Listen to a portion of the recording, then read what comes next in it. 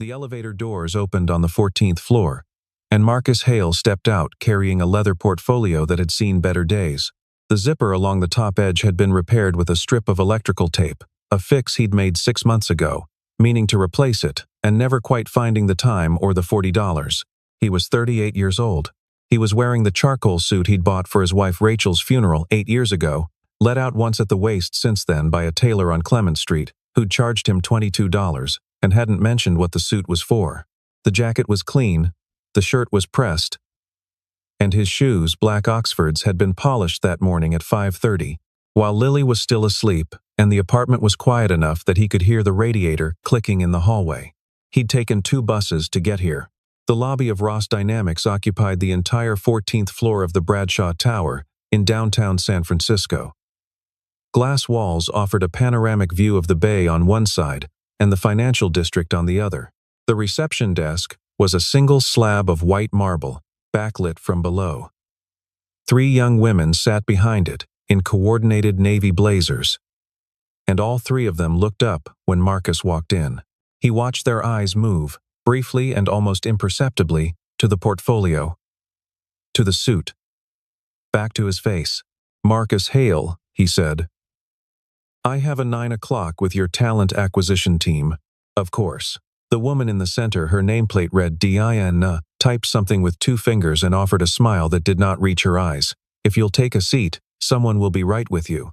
He sat in one of the low white chairs along the far wall.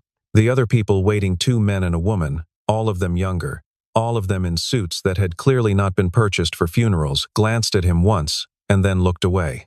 He set the portfolio on his knees and looked out at the bay. He was not nervous. That surprised him sometimes. How not nervous he could be in rooms like this. He was tired. Tired was different. He'd worked the delivery route until 2 in the morning, come home, slept 4 hours, woken when Lily's alarm went off, made her breakfast, walked her to school, and taken the bus downtown. He had a thermos of coffee in his bag that he'd been nursing since 7. He allowed himself one more sip now and recapped it. The talent acquisition office was a glass-walled conference room off the main floor. He could see through it clearly. A woman in her mid-30s named, he'd later learned Sandra Cho, was leading the first round. She was efficient, businesslike, and not unkind. She asked about his community college coursework, his years of gap employment, and what he was hoping to bring to a high-performance technical environment. He answered clearly and without embellishment. He was midway through explaining a systems architecture problem he'd been thinking about, one that he suspected was related to a recurring inefficiency in Ross Dynamics' publicly documented API behavior, which he'd read about in a trade journal 3 weeks ago, when the conference room door opened. Evelyn Ross walked in. She was 44 years old, CEO of a company that had tripled its valuation in the past 3 years, and she moved through a room the way weather moved through a valley. You felt it before you saw it. Her hair was dark, cut close at the neck. She wore a charcoal blazer over a cream blouse and carried a tablet she wasn't looking at, because she was already looking at Marcus. Sandra started to stand. "Miss Ross, I didn't know you were. Sit." Evelyn pulled out the chair at the head of the table and sat down. She reached across and picked up Marcus's resume from the folder Sandra had open. She read it for approximately 15 seconds. "Community college," she said. It was not a question. "Yes, Coastal Community College in Daly City. Associate's degree in Computer Information Systems." She set the resume down. And then a gap of, she looked again, 8 years. "That's correct. Doing what, exactly?" "Maintenance work. Delivery. Taking care of my daughter." Something moved across her face. Not sympathy. More like the expression a person makes when they've tasted something unexpectedly sour. "Mr. Hale." She folded her hands on the table. Her voice was clear and without heat, which somehow made it worse. "I appreciate that you came in today. I genuinely do. But Ross Dynamics operates at the edge of what's technically possible in applied machine learning. Our junior engineers have degrees from Stanford, from MIT, from Carnegie Mellon. Our senior architects have PhDs. She slid the resume back across the table toward him. We're not the right fit for someone at your level. Sandra was looking at the table. The two other candidates visible through the glass wall had paused their conversation. Marcus looked at Evelyn Ross for a moment without speaking. Then he reached for the resume and placed it back in his portfolio. "I understand," he said. He was standing, the chair pushed back, when the phone rang. Not Sandra's cell phone. Not anyone's personal device.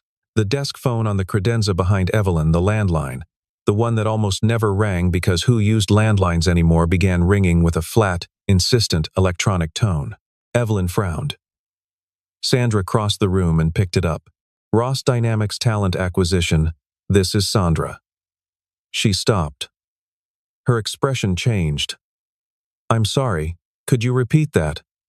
"This is Yes. Yes, he's actually here right now." She looked at Marcus. Then at Evelyn. Then back at the phone. Yes. One moment, please." She held the receiver out toward Evelyn Ross, like it had suddenly become very heavy. "It's the Dean of Academic Affairs at Harvard University," Sandra said. "He says he's been trying to reach a Mr. Marcus Hale. He says it's about the Whitfield Laureate Award." The room was very quiet. Evelyn Ross did not move for 3 full seconds. Then she took the phone. "To understand what happened next, you have to understand what the 8 years before it looked like." Marcus Hale had arrived at MIT on a full merit scholarship at 19 years old, out of a public high school in Fresno, where his mathematics teacher, a soft-spoken woman named Mrs. Patricia Gomez, who drove 40 minutes each way to work every day, had written in his recommendation letter, "I have been teaching for 22 years. I have never had a student like Marcus. Not almost. Not close. Never. He finished his undergraduate degree in 3 years. He stayed for a PhD. His dissertation, on adaptive neural architectures for real-time environmental data processing, attracted attention from 3 different federal research programs and a quiet but sustained interest from several technology companies who weren't yet publicly comfortable saying how seriously they took academic AI research. At 26, he met Rachel Whitmore at a conference in Boston. She was a second-year medical resident who had come to the conference because her hospital's administration was exploring machine learning applications for patient triage. She laughed at something he said during a panel Q&A.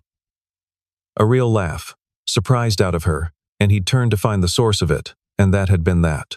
They married 2 years later. Rachel finished her residency.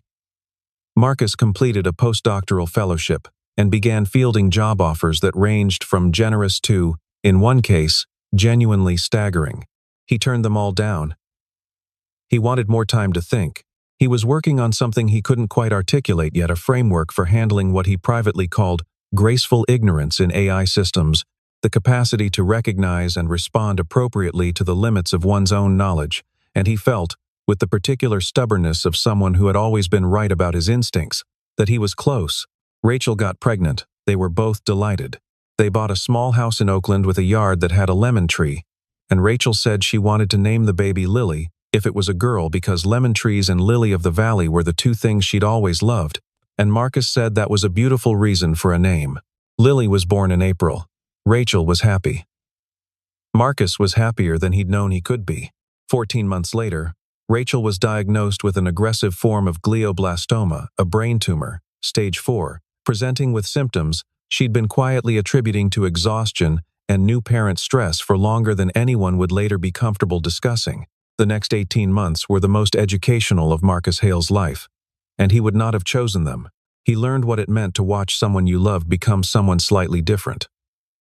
A little bit every day, because of what was happening in their brain. He learned what pediatric sleep regression felt like when you were also managing chemotherapy schedules and insurance appeals. He learned which hospital cafeteria was open at 3 in the morning and which vending machine on the oncology floor still had the good crackers at the end of the week. Rachel died on a Tuesday in November. It was raining. Lily was 14 months old and would not remember her mother, which was a fact Marcus held inside himself like a stone he carried everywhere. He could have gone back.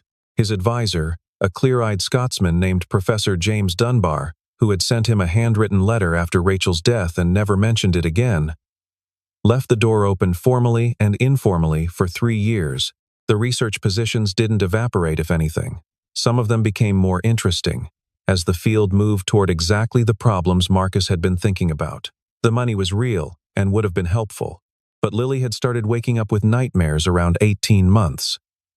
She had a particular cry for when she wanted Marcus specifically, not a babysitter, not her grandmother, not anyone else. He knew the cry. He came when she cried. He was not sure what else to do, and he was also not sure that there was anything else he should be doing. He let the positions lapse. He moved to a smaller apartment. He took the maintenance job because the hours were predictable, and his boss, a former Army logistics coordinator named Harold Beam, who asked no unnecessary questions, was willing to work around Lily's school schedule. He was not unhappy, precisely. He was tired, often. He read papers late at night when Lily was asleep, not to stay current. Not really, but because thinking about the problems felt like visiting a place he still loved even if he no longer lived there. He helped Lily with her math homework. She was excellent at it. This pleased him more than he let on. Bo, she'd said to him once, using the Vietnamese word she'd picked up from a friend's family and applied to him with cheerful permanence. Do you ever wish you'd been a scientist instead? I was a scientist, he said, but like a real one, with a lab. I had a lab. I had a very nice lab. It had a window. What happened to it? You happened to it. He tapped her notebook. Now do the next problem. She did the next problem. She got it right. She always got them right. The dean's name was Arthur Pemberton, and he had a voice that sounded like it had been soaked in oak for several years. Evelyn Ross stood at the credenza holding the phone with both hands, which was not something she normally did with anything.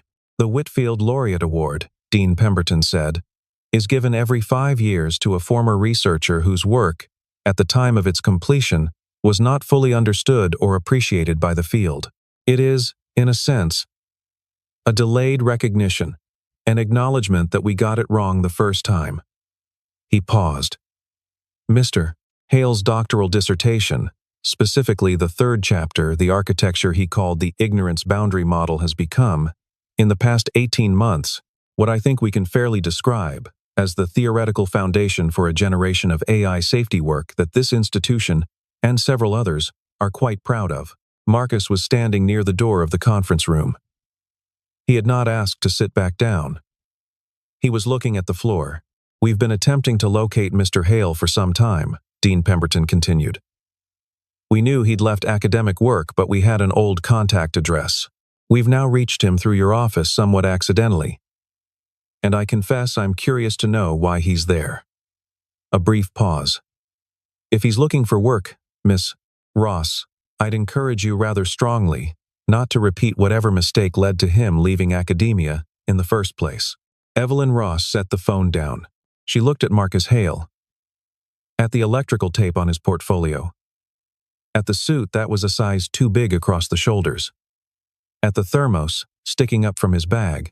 She said nothing for a long moment. Marcus said, I can let myself out. Sit down, Mr. Hale. He sat. She sat across from him, and Sandra, reading the room with admirable accuracy, quietly picked up her folder and left, closing the glass door behind her. Your dissertation, Evelyn said. The ignorance boundary model. It was a long time ago. Half the AI safety researchers in this country are citing it. I've heard. You've heard. She studied him. How? I still read the journals. While driving delivery routes. I read fast. She leaned forward slightly. Why didn't you tell us? When you came in. When I. She stopped. He said evenly. Would it have changed how you looked at the portfolio? She didn't answer, which was itself an answer. It happened the way it happened, Marcus said. I've been in rooms like this before. The resume reads the same, whether I explain the gap or I don't. Community college. 8 years. He picked up the thermos, seemed to think better of it, set it down again. I wanted to see if the work could speak for itself, and it can't, in a 2-page document. I know that. I knew that walking in. Then why come? He was quiet for a moment. Outside the glass walls, the bay was brilliant in the morning light. The water broken into 1,000 small pieces by the wind. Because my daughter asked me this week what I was going to do next, he said. And I realized I'd been asking myself the same question for about 8 years and hadn't answered it yet. She spent the next 40 minutes in her office reading everything her assistant Nadine could pull together about Marcus Hale in that time, which turned out to be considerable because Marcus Hale had left behind a body of work that the field had spent the better part of a decade catching up to. 3 published papers, all from his graduate years, the dissertation, a single conference presentation, the recording of which still circulated in AI safety circles, of a 27-year-old Marcus Hale dismantling a panel consensus with such quiet precision that the moderator had visibly struggled to reclaim control of the room. Professor Dunbar at MIT had given, at some point, an interview to an academic publication in which he was asked about his most talented students. He had said, carefully, "I try not to rank, but I can tell you that there have been 2 or 3 moments in my career when I was in the room for something genuinely original. Marcus Hale's oral defense was one of them.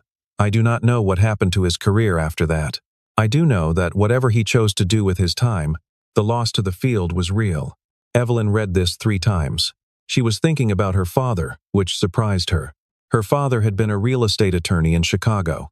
He had worked, as far as Evelyn could estimate, approximately 60 hours per week from the time she was 5 years old until the time she was 22 and left for business school, at which point she had inherited his work ethic, and what she now understood, at 44, was also his loneliness.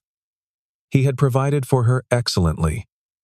He had attended a percentage of her school events that she could calculate, if she chose to, with uncomfortable precision.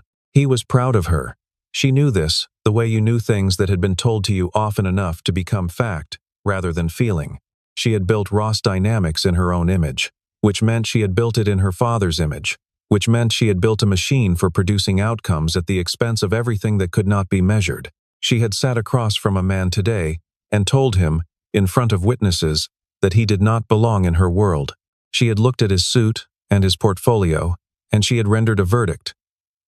And she had been wrong in a way that would have been merely embarrassing if the error had been about data. But it hadn't been about data. It had been about a person. She walked back to the conference room where Sandra had been told, by Nadine, to keep Marcus Hale occupied. Sandra had done this by getting him coffee and asking him, with genuine curiosity, what the ignorance boundary model actually was. Evelyn paused outside the glass and watched him explain it, watched his hands move, watched Sandra's expression shift from polite interest to something more intent. Behind them, through the window, 2 of Ross Dynamics' senior engineers were visible in the main AI development lab. They were standing at a whiteboard that was covered in notation, and neither of them looked comfortable. Nadine appeared at Evelyn's elbow. "The data stream integration is failing in production," Nadine said. "Griffin's team has been on it since 6 this morning. They can't isolate it." Evelyn watched Marcus Hale draw something on a napkin to illustrate a point. "Get Griffin," she said. The data stream integration was the load-bearing wall of Ross Dynamics' newest product, an enterprise analytics platform that was supposed to launch in 11 days, in front of a room full of investors who had been patient but not infinitely so. The failure was not spectacular. It was worse than that. It was subtle. The system processed input correctly 94% of the time, and produced results that were plausible but wrong the remaining 6%, with no visible pattern distinguishing the failures from the successes. Tom Griffin, Ross Dynamics head of AI engineering, was 31 years old, had a Stanford PhD, and had been awake for most of the past 30 hours. He walked Evelyn through the problem in the conference room, with the focused misery of someone who was both very good at his job and currently unable to do it. "We've checked the training data. We've checked the validation set. We've run ablations on every component layer. The error appears and disappears, without consistent correlation to input characteristics." He rubbed his eyes. "It's like the system has a blind spot we can't find." Marcus was still in the room. He had been given no invitation to stay or leave and had, with the stillness of someone accustomed to not drawing attention, simply remained. "Can I see the architecture diagram?" he said. Griffin looked at him, then at Evelyn. She nodded, almost imperceptibly. Griffin pulled up the diagram on the conference room screen. It was dense, several interconnected processing layers, a complex attention mechanism, a custom loss function that Griffin's team had developed over 8 months. Marcus looked at it for about 40 seconds. "Your edge case handler in the third processing layer," he said. "What happens when the uncertainty score hits the boundary threshold?" Griffin blinked. "It defaults to the baseline prediction, and the baseline prediction was calibrated on what population?" A pause. "The training set, which excludes the anomalous inputs." Another pause. "Longer, because we flagged them as outliers during pre-processing," Griffin said, slowly. "So your system, when it encounters something it's uncertain about, defaults to a prediction model that was explicitly built without accounting for uncertainty." Marcus set down the cup of coffee Sandra had gotten him. "The system doesn't know what it doesn't know. And when it encounters the boundary of its own knowledge, it reaches for the one tool that was built without that boundary in mind." The room was quiet. "That's," Griffin started, stopped. "That's the ignorance boundary problem." "Yes. From your dissertation." "Yes. Which I read," Griffin said. He was now looking at Marcus with an expression that was difficult to characterize, somewhere between professional admiration and the particular chagrin of realizing you have walked into a wall that someone told you was there. "Which I read 3 years ago. The fix is not complicated," Marcus said. "You need a secondary calibration layer here." He pointed at the diagram that treats high uncertainty inputs as a distinct population. "About 2 days of work, I'd estimate. If your team is good, less if they're very good." Griffin looked at the diagram. He looked at Marcus. He picked up a marker and walked to the whiteboard. "Show me," he said. What happened over the next 2 days was, by the account of everyone who was present, the most educational experience of their professional lives, and several of them would describe it that way for years afterward. Marcus worked with Griffin's team in the main development lab. He did not take over. He did not perform. He asked questions, listened carefully, and occasionally wrote things on the whiteboard that caused whoever was closest to stop what they were doing and stare. He knew when to leave the engineers alone and when to intervene. He explained concepts with an economy that the team, trained on the assumption that complexity required complexity to describe it, found briefly disorienting and then deeply useful. He left each evening by 5:30. He came back each morning at 8. The team learned, from Sandra, that he was walking to the bus stop, taking the 3-8, Geary to the 4-3, Masonic, picking up his daughter from aftercare, making dinner, and returning to whatever it was he did at night. No one asked him directly. It seemed important to him, the shape of his day. And the team, who had been working 90-hour weeks for months, found themselves, to their collective surprise, slightly envious.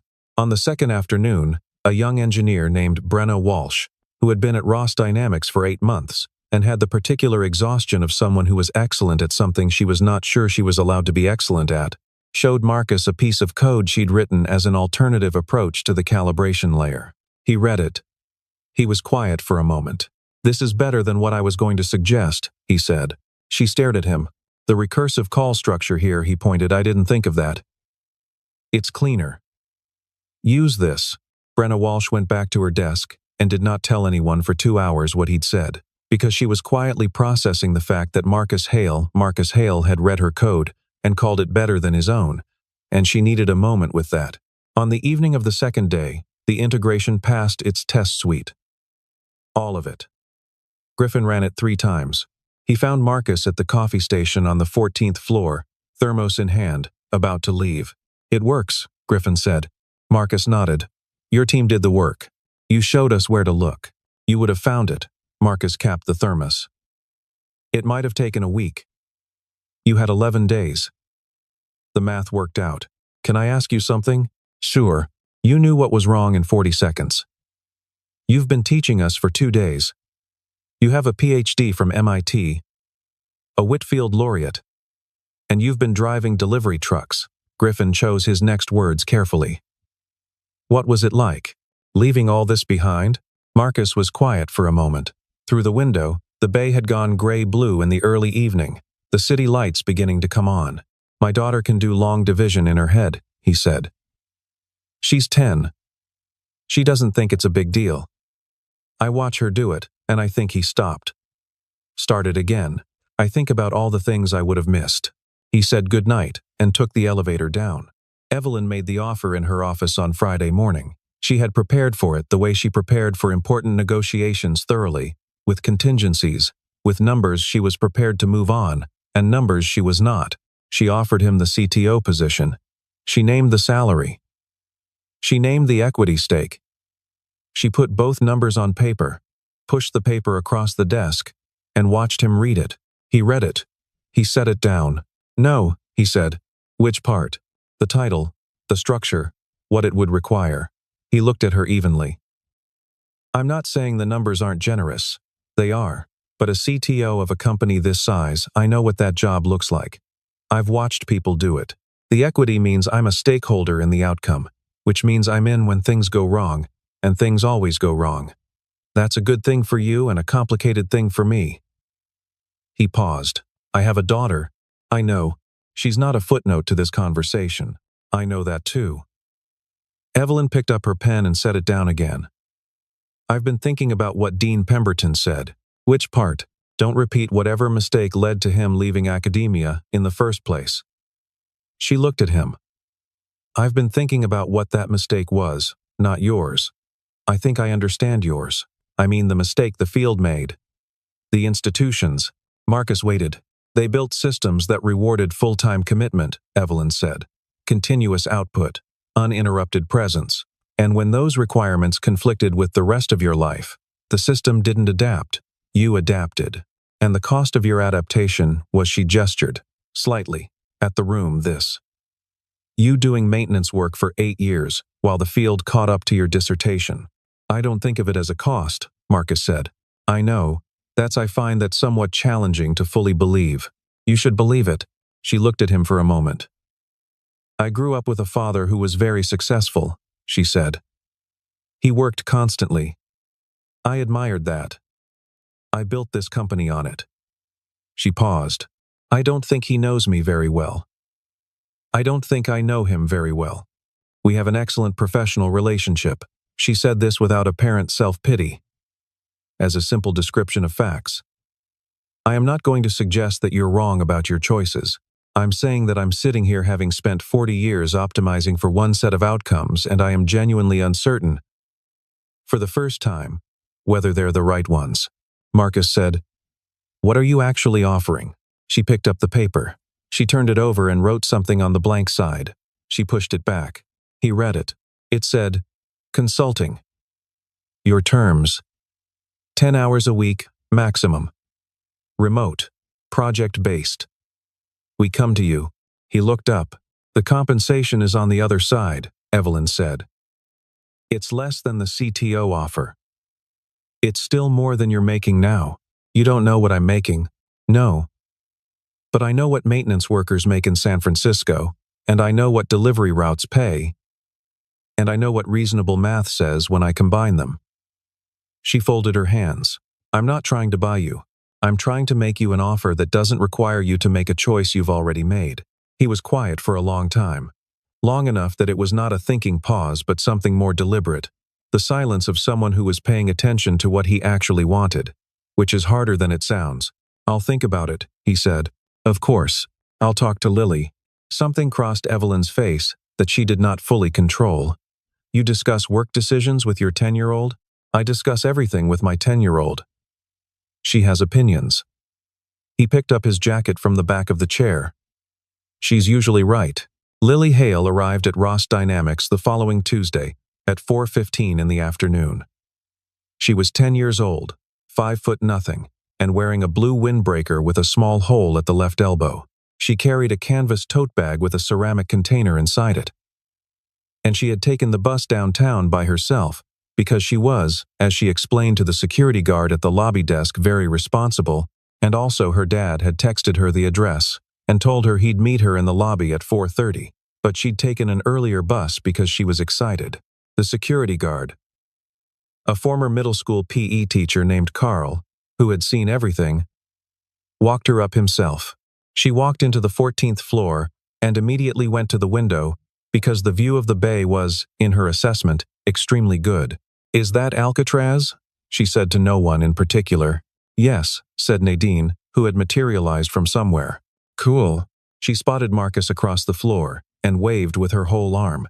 He crossed the room to her. She handed him the tote bag. "It's rice and the chicken you like.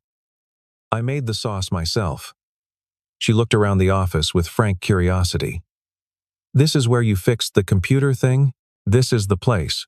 It looks expensive." "It is." She made the particular that meant she was filing this information. "The lady who runs it, is she nice?" "She's getting nicer." Lily appeared to consider this sufficient. She pulled the container out of the tote bag, looked around for somewhere to set it, and accepted Nadine's offered assistance with the ease of someone who had never been shy. Evelyn Ross came out of her office and stood at the edge of the main floor. She was watching without, she hoped, being obvious about it. Lily had found her way to the development lab, where Griffin's team was working. She was looking at the whiteboard with the focused expression Marcus used when he was interested in something. Brenna Walsh, who was closest, said, "Can I help you?" "My dad wrote some of this," Lily said. She pointed at a section of the board. "He showed me this part last night. It's about what happens when a system doesn't know what it doesn't know." Brenna blinked. "He showed you?" "He always explains what he's working on. He says it helps to explain it to someone who'll ask bad questions." She looked at Brenna. "I asked if the system was like me when I didn't know how to ride a bike and fell over anyway because I thought I knew how." "A pause. And what did he say?" Brenna asked. "He said that was exactly it." Lily looked at the board again. "I thought it was obvious, but he said most systems don't know to fall over. They just keep going wrong." Brenna looked at the board. She looked at Marcus, who was watching from across the room with an expression that was not pride exactly. It was more humble than that, more surprised, and she thought about the thing he'd said about her code, and about what it meant to teach someone who asked bad questions, and the unexpected value of that. Evelyn Ross, watching from the periphery, was quiet. She was thinking about what she had built, and what it had cost, and what she had told herself the cost was worth. She was thinking about a man who had walked into her office 3 weeks ago, with an electrical taped portfolio and a thermos of coffee, and whom she had looked at and found wanting, and what that said about the machinery of her judgment, and whether it was possible to recalibrate it. She crossed the room. "Lily," she said. Lily looked up with the direct, assessing gaze of a child who had not yet learned to be polite instead of honest. "You're the boss?" "I am. You were mean to my dad." Evelyn absorbed this. "I was." Lily considered. "He says people are usually mean because they're scared of something." "That's probably true. What were you scared of?" Evelyn was aware of the total silence that had fallen over the development lab. She was aware of Griffin, of Brenna, of Sandra, who had appeared in the doorway. She was aware of Marcus, who had gone very still. "I think," Evelyn said, slowly, "I was scared of being wrong about something I'd believed for a very long time." Lily absorbed this with the gravity of someone taking a seriously complicated situation seriously. "Okay," she said. "That's a good reason." She picked up her container of rice and chicken. "You should try this. I made it." Evelyn Ross, CEO of Ross Dynamics, 34th on Forbes' list of most powerful women in technology, sat down in a chair next to a 10-year-old and ate rice with a plastic fork, and did not say anything for several minutes. The changes at Ross Dynamics happened over the following 6 months, and they happened in the way real changes happen slowly, and then faster, with resistance and then accommodation, and with the particular mixture of idealism and pragmatism that characterizes any institution trying to correct a mistake without fully admitting the shape of the mistake. The hiring policy was the first thing. Evelyn convened a working group. She insisted it include Brenna Walsh, who had opinions and was not afraid to express them, and over 3 weeks they rewrote the requirements for every technical role in the company. Community college counted, boot camps counted, self-taught counted, with a demonstrated project portfolio. Career gaps were noted and then set aside. The question asked instead was what the applicant had done, not when and under whose institutional auspices they had done it. The flexible scheduling policy was harder. It ran into the genuine operational requirements of a company that ran live systems, and the working group spent considerable time distinguishing between the flexibility that was actually possible and the flexibility that was desirable in theory, but would mean that no one was on call when the data stream integration next developed an opinion. They got to something workable. It was not perfect. It was better. Evelyn made the announcement to the full company on a Wednesday morning. She stood in the main floor, no stage, no podium, just standing in the middle of the room while everyone gathered, and she said, without preamble, 3 months ago, I sat across from a man with an 8-year career gap and a community college degree, and I told him he didn't belong here. I was wrong. I was wrong in a way that I want to be honest about. Because the wrongness wasn't just about him. It was about a set of assumptions I built into this company that I should have questioned sooner. She paused. I am sorry to Marcus Hale, who I hope is going to be in this building regularly enough that I will have many opportunities to demonstrate that the apology is real. And I'm sorry to everyone in this company who has ever felt like their path to where they are was not the right kind of path. The only right kind of path is the one that got you here. There was a silence. And then applause that started at the back and moved forward. And it was not the polite kind. Marcus, consulting for his contracted 10 hours a week, was in the building that day. He was standing near the window with his thermos, and he applauded with everyone else. And when Brenna Walsh made her way over to stand next to him, she said, under her breath, "How does it feel?" He thought about this. "Lily says I should negotiate for 12 hours, he said. Brenna laughed. "What do you think?" "I think 10 hours is the right amount." He looked out the window. The bay was very blue. "I think anything more, and I start becoming someone she has to wait for." Number Part 10. What he said at Harvard. The Whitfield Laureate Award ceremony was held on a Friday evening in late October in one of the older buildings on the Harvard campus, a room with high windows and stone floors and portraits of serious men on every wall. The audience was several hundred people, academics, researchers, former students, 1 or 2 journalists. The ceremony itself was formal in the way academic ceremonies are formal. Sequential. A little slow. Punctuated by applause that was enthusiastic but calibrated. Marcus spoke last. He was wearing a new suit. Lily had come with him to buy it and had vetoed 2 options on the grounds that they looked too important and selected a third that she described as just right. It was a deep navy. He looked, Evelyn Ross would later tell Nadine, like himself. He stood at the podium for a moment before speaking. The room settled. "I was told the tradition with this award," he said, "is that the recipient speaks for about 20 minutes about the work being recognized. I'm going to try to do that. I want to say something about the work first. And then, I want to say something true. And I'd ask you to bear with me for the second part, because it's the harder part to say." He talked about the research. He was clear and precise, and not overly technical. He had, as Dean Pemberton would later note approvingly, a gift for speaking to a mixed audience without condescending to either the specialists or the non-specialists. He talked about what the ignorance boundary problem actually was, why it mattered, what it meant for AI systems to know the limits of their own knowledge, why that capacity was not a weakness but a form of integrity. He talked about where the field was now and where it might go. Then he stopped. He looked at his notes. He folded them and put them in his jacket pocket. "My daughter is here tonight," he said. "She's sitting in the 3rd row. If you look, you'll see her because she's the only 10-year-old in the room, and she's been making faces at me since I walked up here." A ripple of laughter. "She doesn't do this to be rude. She does it because she wants me to know she's there." He paused. "I left this work 8 years ago. I left it to raise her. I want to be honest about the fact that this was not entirely a free choice, life-arranged circumstances that made the choice for me. And I simply agreed with them, but I also want to be honest that I have never, in 8 years, wished it had gone differently." He looked out at the room. "Not because the work wasn't worth doing. It clearly was.